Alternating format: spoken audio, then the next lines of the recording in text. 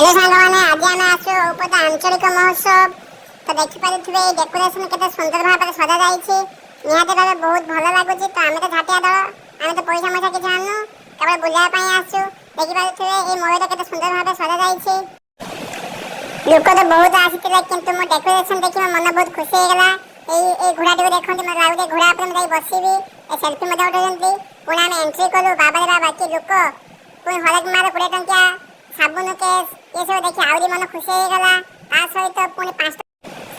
मुठे झील किए जे देखने हाई हाई कर देखो ये जूता दुकान में केते जूता पूरा झील छुआ जूता ये 5 टंकिया हरेक माल पाखे केते भिड़ मतलब लगे अधिक भिड़ ये छुआ दिटा जाए कंडे किणले रेट शुणी मन पूरा दुख होगला किंतु किसी किनबे खाता बुलते जाइए यही दांत देखा देखो तापर स्वीट रोलर आइसक्रीम किए खाइब पैसा तो आम नहीं तापर हम संतोष कटवा देखिलु देखो पुणी से समय जोरे पवन आसला एबे लोक सब घर को जाबे रेडी हो गले कोन करबा एते तो मन पूरा दुख हो गला ई छोटा आटा दे एका एका बुलुची ए पवन ले दुकान बाजार से बंद हो गलानी ए जय बजार पाली पत्ता मध्ये उड़ीला या देखि मन बहुत दुख हो गला एवं मक्का भी खाइ दे छतला कि झाटिया दर तो पैसा आनथिलुनी सेति पय आमे केवल पवन देखि घर को जा पय ये देखो तंबू उड़ी के पळलानी तो ई तंबूटा से हम घर पाखरे पड़िला